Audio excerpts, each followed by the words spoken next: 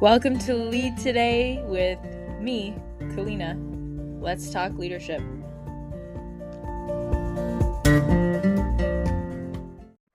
Hey everyone, so glad to be back in the final episode of our series. Now that does not mean that we're done with the Enneagram, far from it. This is just an intro into each type that really lays the groundwork. If you haven't listened to the other episodes, I highly recommend you do that, as I've said in every other episode. But really, if you're just looking at your results, right, and you're a type 9 and you get to know the type 9, that's great. And it's like you're only grazing the surface. There are other types out in the world. You might be married to one, you might be dating one, you might have a parent that's a different type than you, or a friend, or a boss. And if you have someone in your life that you struggle to get along with, or you'd like to get along with better, the Enneagram is a great way to understand and speak the language of the person you're dealing with. It's a great way to get to know who it is that's at the other side of the table. And believe me, when you understand someone's motivations, their actions become so much more clear. And instead of misunderstanding that person, you will understand what's driving them, and that will change everything. It truly does. It's helped me so much in my marriage. It's helped me in friendships. Sometimes when I don't understand, okay, where is this person coming from? Why would they do this? And if I can bring it back to, okay, but this is their core driver, right? They're trying to create harmony. Like the type 9 is just trying to keep things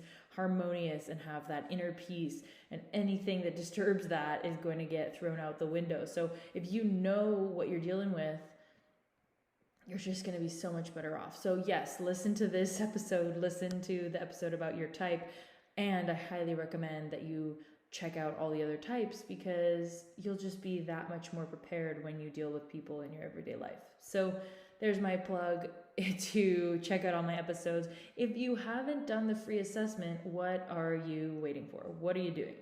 Really, I mean, it's free. It takes 5 minutes. It's in the show notes.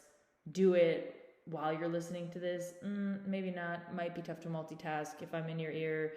Maybe do it when you're not listening to something, because that'll be distracting. Do make sure that you're not in a rushed environment or stressed, because if you're listening to something, doing something else, the challenge will be that you might answer in a certain direction. I've had people whose type showed up completely different because they were just not, they're not paying attention in the way that they should be. And of course your results are going to be muddy, right? They're going to be muddled. So please take 5 to 10 minutes. If you have to pause this right now and do it, please do it. Come back to this, but do your free Enneagram assessment. It has changed lives over and over again with clients I work with, but also just out there in the world. There's so much out there on the Enneagram. And I will say once again, I feel like I've said this in every episode, but I have to kind of point out, look, no personality assessment is the game changer. The true game changer is always your willingness to relate to the information and make some changes in your life. Try something new.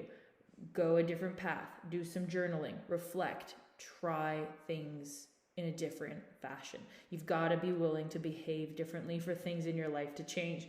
I can talk at you for 100 hours about benefits of things, or your tendencies, or some potential blind spots. But if you're not willing to look in the mirror and check yourself out and say, yeah, you know what? I do this. Here's where I do this. It might feel shameful. It might feel gross. I've had people say, look, I feel disgusting. I feel gross. This is not who I want to be. Well, okay, fair enough. But if that's who you're being today, then we got to look at it so that you can clean it up. That's it. You can clean it up. You can clean up any mess. You know, just before recording this, I literally spilled an entire roast on the floor everywhere. It was on the rug in the kitchen. It was on the fridge, on the floor. It was just disaster. And I looked at it, and you know what? It took me some time. I had to get down in it and clean it up. But I was able to clean up that mess. I was able to clean up the mess I created. And that is absolutely the best metaphor for your life, no matter what stage of mess you feel you're in right now, whether it's financially, whether it's romantically, whether it's physically. You can clean up the mess, whether you created it or it's the cards you were dealt. You can do this. So please be gentle with yourself. We all have stuff in our lives that we want to work on at any given point. That's kind of the whole reason of being alive. I think not that you have to be working on something at all times and productive, but that there's always something more or better or different that you can be aiming at in your life. And that does not mean that today, right now, as you are anything other than completely lovable. Okay? I just have to say, I mean, I have some really intense conversations with clients, and sometimes I just want to say, you know, you're so lovable. Just because you're having that issue with your boss or your partner, or you're feeling down about your body or about your confidence is low, you are lovable. So without making this just a motivational speech, I just had to kind of preface this episode because there is so much pain in this world. And if you're listening and you're doing these Enneagram and you're getting your results and it's like, now what? Well, whether you're type 9 or not, the now what is to move toward the best version of yourself, move toward getting to know the different parts of yourself, loving other people. That is what we're aiming at the end of the day, man. There's so much just pain and suffering in this world. And if the Enneagram and this episode and my podcast can bring you a little bit more love in your day, I'm doing something right. So as I've said, the Peacemaker, which is the type 9, loves that harmonious peace, unity. And so hopefully I'm speaking your language, type 9, because you're all about that peace, inner peace, principally, right? It's like this inner sense of harmony, of I feel okay, things are okay. And when your outer world gets messy, that just creates a whole lot of problems for the type 9. So key traits: peaceful and easygoing, very adept at maintaining calm, diffusing conflict. They don't want, it's empathy, it's understanding, it's putting the needs of others before their own just to keep things harmonious. This is where a type 9 and a type 2, they get along, because that type 2, the helper, is very ready to put themselves last, and so is the type 9. But again, the motivation is different. Type 9 is doing it to bring in that sense of harmony. Type 2 is doing it to be lovable. Type 2 is doing it to feel good enough. Type 2 is doing it to be the helper so that they have others dependent on them, and that's where they feel they get their power. So remember, type 9, if somebody's a real helper, they're doing it to keep their inner peace, to keep everything kind of... It's almost like in the horoscope world of things in astrology, it'd be the Libra, right? It's those scales, trying to keep everything balanced, trying to keep everything cool. Because of that, very accepting and adaptable, able to see multiple perspectives and find common ground. It's really like if you think of a diplomat, somebody that can really keep things even keel. Definitely need to work on my type 9. I'm so not even keel. I've got big feelings. And so, that could be something too. If you're not a type 9, but you deal with type 9s, it could be really frustrating. I had a type 9 actually in my training on the Enneagram, and he was such a lovely guy. But nothing fazed him. Nothing bothered him. He wouldn't say, he never got angry. He never got upset. Like, I am so passionate, so outspoken about my face says everything about what I'm thinking and feeling for the most part. And this man was just so composed and accepting for sure. And you just felt like his best friend because he was just able to kind of welcome you in. But I never really knew what he was thinking. So type 9, it can be tough to get to know the type 9. And if you're dealing with one of them in your life, just know that they're really trying to keep the peace and tranquility and avoiding conflict or confrontation. Now, sometimes you gotta be willing to disagree and create tension to get what you need, make your voice heard. And so those fears of the type 9, that fear of conflict, something to work on, right? Because a growth area for the type 9, I've got a few, but definitely conflict resolution, knowing how to, in a healthy way, resolve conflict is big, and address disagreements and tension in a constructive and proactive manner. The interesting thing about the type 9 is the core emotion is anger.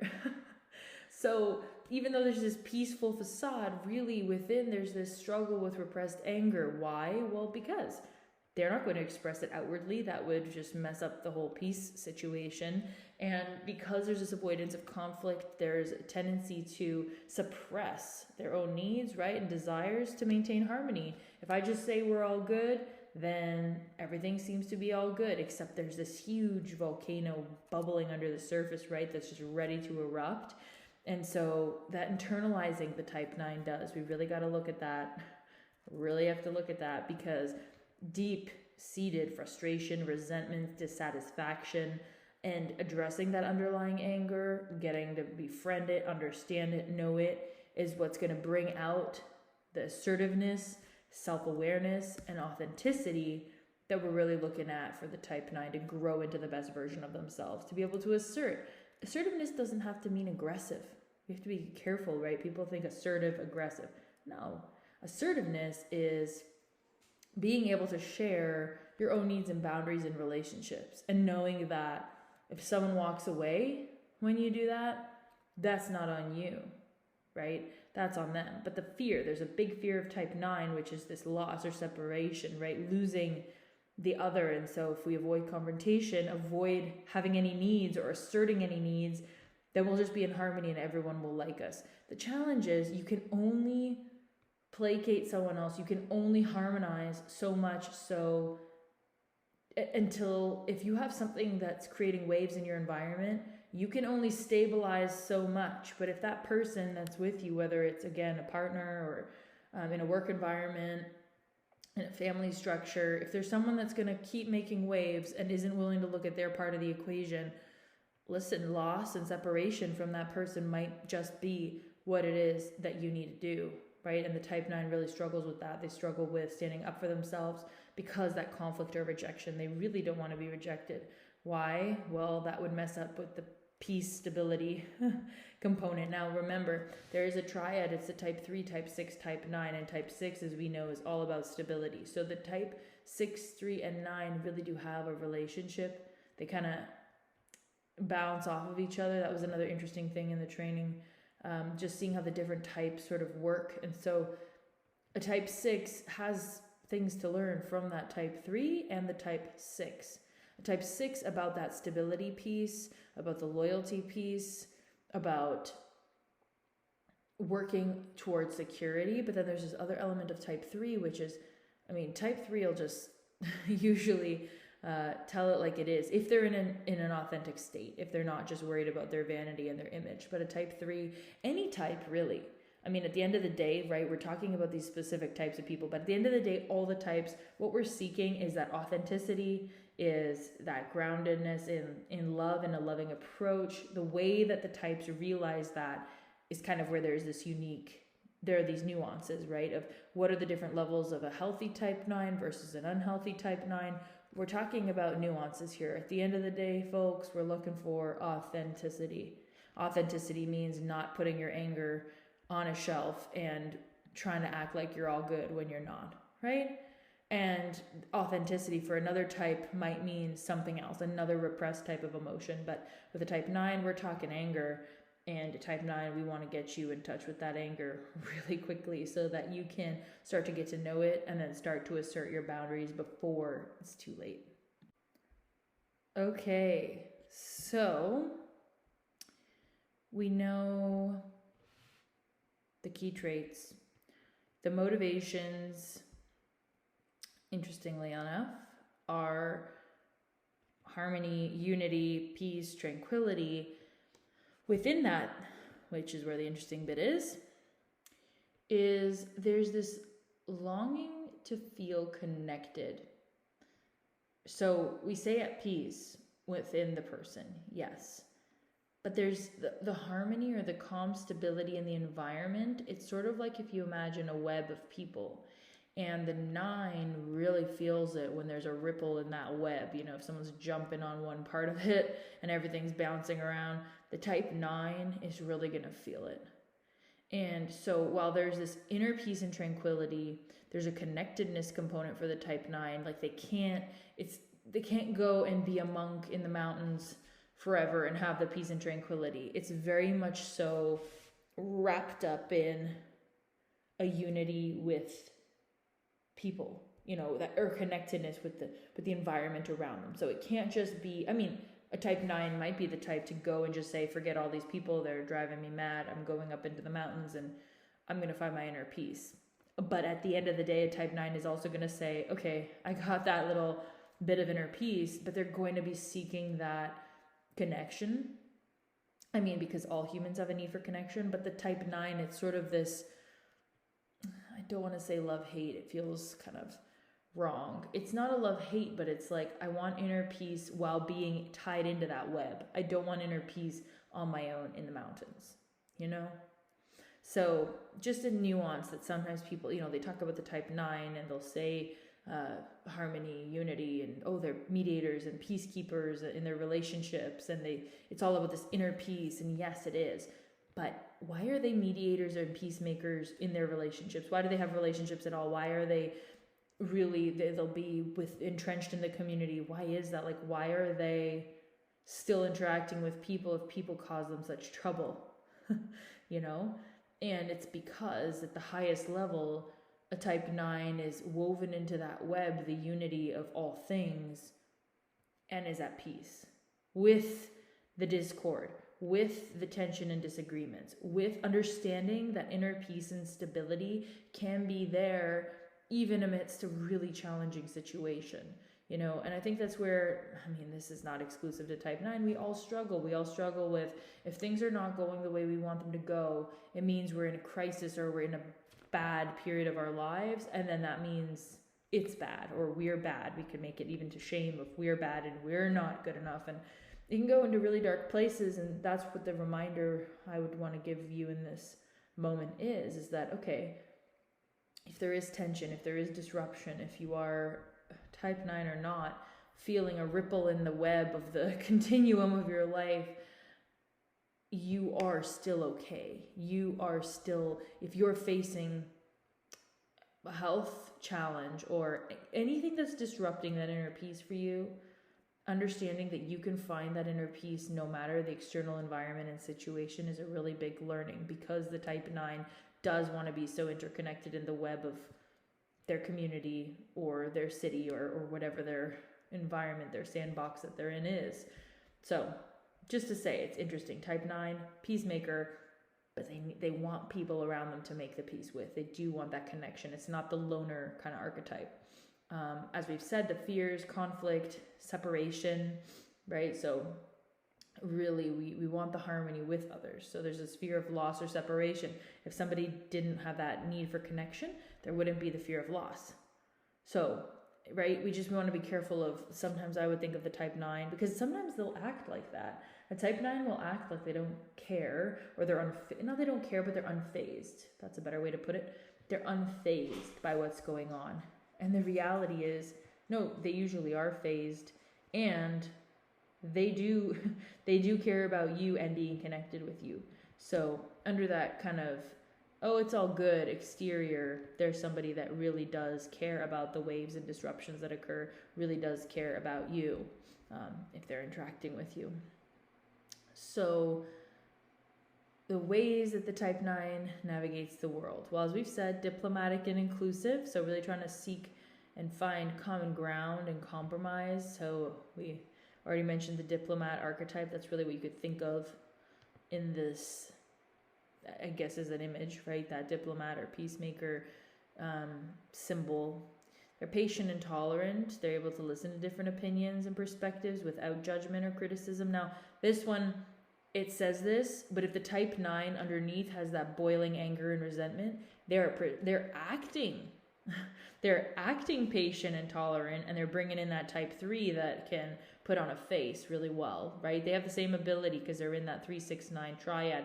They are acting patient, but they are not patient or tolerant. They're literally cursing you under their breath, like they're seething underneath the surface. And that's why dealing with the anger of the type 9 is so important, because you can get to the place of truly being there without judgment and just being able to listen, but you got to deal with your anger. You've got to deal with your judgment to get to that place. Unity and collaboration, as we said. So they do want to work together towards, shared goals. That is a collaborative type, right? Which I've just gone on about for at least a minute. So this is not the loner. They want collaboration, but they want peaceful collaboration. It's asking for a lot, isn't it? Isn't it? If you're dealing with another human being and you want smooth sailing all the time, that's asking for a lot. So give the people around you a break, type 9. They are trying their best. And give yourself a break too, right? It's like it's a tough standard to try to always be okay and always be coming off as peaceful and that everything's all right. That's a tough standard to hold yourself and the people around you to. So when it comes to the Hornevian triad, this is the compliant type. So these are not the aggressive types that we've talked about before. This type is really focused on meeting the needs of others, that desire for approval, fear of rejection. They are prioritizing, keeping things cool, following the rules, avoiding. So as a type 9, be careful. Where are you avoiding things? And center of intelligence, gut type. And when we say gut type, we talked about this last time. This is instinctual awareness, gut instincts. They are really influenced by intuition, inner sense of knowing, and peace to navigate their challenges and maintain harmony. So these people will make that split-second judgment based on a gut feeling, and then that's how they're judging you. So for better or for worse, type 9, get to know that, you're being led by your gut, and sometimes that feeling can be wrong. People can prove you wrong. Situations can prove you wrong. Be aware of that tendency. It served you well. There's a reason you have it. Just be aware if you're shutting off an opportunity or a potential relationship with someone, or, closing the door on something potentially prematurely because you've decided it's not for you. Maybe it could be for you. Maybe it could be for you in a different way or at a different time, or, with a different set of characteristics, depending on what we're talking about, right? So just careful on shutting the door because your gut said so. Okay, some core questions you could ask yourself. Again, prioritizing harmony. Are you prioritizing harmony at the expense of your own voice, your own needs and desires? This is a good question for anyone, but type 9, it's really for you. Am I avoiding conflict and discomfort to maintain peace? Am I neglecting any important issues that need to be addressed? Knowing your values as a type 9 is important because that will help you to then know if you're glazing over the things that are important to you. So if you have some key value words or some key feeling words that you want to use to be your guiding principles, really your standards of integrity. It's so important, I think, for any type. And I'll have to do a whole episode on this because it doesn't matter what type you are. Having standards of integrity is just one of the most valuable things. One of the most valuable exercises I ever did, because values, sometimes it's like people do these values exercises and they're like, oh yes, my values are honesty or loyalty, and they come up with these words.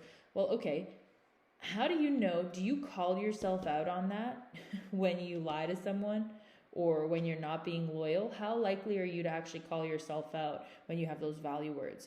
Versus standards of integrity, it's this very similar concept. I'm not trying to just make a semantic difference. But really, when I hear standards of integrity, it's like, what makes you feel like you're in integrity with being a good person? For some reason, the word values just doesn't connect with me. Maybe it's just me, but it doesn't connect with me in the same way. Standards of integrity is like, this is what it means for me to be a good person. Here are some of the ways that I show that in my actions. And you're going to know.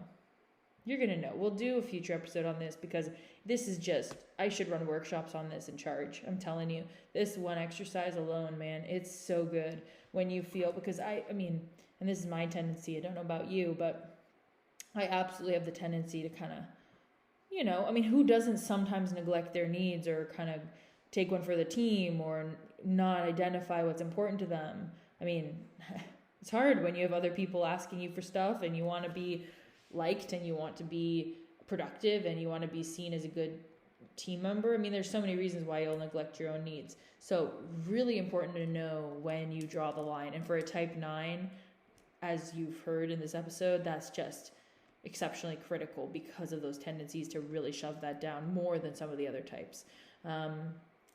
Another one, am I taking proactive steps toward personal growth and self-improvement? Or am I passively kind of coasting through life to avoid confrontation, right? It's one of the potential issues for a type 9 is a complacency, and a procrastination is kind of avoiding not just confronting people that are situations that are people can be a situation, people that are challenging, but really avoiding any type of discomfort. So whether that's, they don't like to do their taxes, they don't like to work out, they don't, anything that they know is good for them but feels uncomfortable, they can just become really passive and coast through to avoid, not in a sense confrontation, but in that sense like the effort to kind of overcome that discomfort. Some people are better at going toward the discomfort, and this type does have the tendency to kind of say, that feels like it's not going to be a good idea, and go back to the gut feeling, ooh, that's going to be uncomfortable, and then they won't do it at all. We need to work on this as a type 9. And maybe the last one, am I embracing my individuality, my uniqueness, or am I merging with others to the point of losing my own identity? This is a big one. What is individuality? What is unique about you? And what is your identity? I mean, for a type 6, their identity is with the group. With a type 9, they can absolutely follow the same tendency and lose their identity to the group because they're trying to keep the harmony of the group. For a type 3, they can also get into a place of losing their own identity in order to get to the result that they're aiming at. They will, by any means necessary, right? If this is what's going to help me achieve my result, I'll be whoever you need me to be. And they lose their identity. So this identity question, that 3-6-9 trio, man, do they struggle with identity. Because, and again, right, I just, every time I say something about a particular type, I'm like, anybody can struggle with this. It's just a tendency that's more pronounced, okay? Because some people that I know are just more disagreeable, and they will not, it doesn't matter if the group's going to another bar, doesn't matter if the group wants to go to this concert, that concert. Like, I can think of a friend right now who just doesn't matter. 10 people are going to a concert. That person's staying back at the Airbnb and going to bed early because they want to get to bed on time. They do not care. That is more of the, if we're thinking astrology, it's more of the Taurus. Very stubborn is how it'd be described, but it's not a stubbornness. It's like knowing their identity, knowing their needs, knowing their boundaries, knowing, hey, this is not what I'm about, and so I'm not going to do it. The type 3-6-9 is very malleable, very adaptable for different reasons. As we've stated, the type 9 is trying to keep the peace. So are you losing your own identity? Who even are you? The type 3, 6, or 9 will absolutely struggle with that question. Like, what? It's hard to answer for them because they are so adaptable. They are so fluid with the situation and the people that are around. So some things to pay attention to. Get to know that anger that you've got, and I hope this was useful. I will see you in another episode. I will write down and make sure we do those standards of integrity, because I'm telling you, that is just, it's a game changer. I'm going to write it down right now. I so appreciate you being here, taking the time, listening to me, kind of giving you a little bit of a pep talk, a little bit of, hey, shape up or ship out, kind of. I know I'm being a bit rough today with you, but I appreciate you listening and wanting to learn and grow. This is just my take. There's so much more out there on the Enneagram. If you love this, keep going down the rabbit hole. There's so much to read and explore. I hope there were some nuggets of wisdom in what you listened to today. And as always, please do like, share, and review. All of your interactions with this podcast have helped to make it top 5% in the world globally, as ranked by listennotes.com. I would love it if we could get to top 1.5% or top 0.5%. There's always another level, but man, I'll take it. Top 5% of podcasts globally. It's pretty cool. And it's all because you share this show. You like this show. You like episodes. You listen to it. You download it. It all makes a difference. So thank you from the bottom of my heart. I wouldn't keep recording if no one was listening. Maybe I would. This is sort of a bit of my diary, but I can say for sure that it would not be the same level of project if you did not tune in. So thank you for listening. So grateful for your time. I hope to see you in the next one, and take good care until then. Thanks so much for taking the time to listen to this episode today. It really helps the show when you like, review, subscribe, or donate to support the effort to continue producing amazing episodes just like this one. I look forward to seeing you again in another episode very soon, and take good care until then.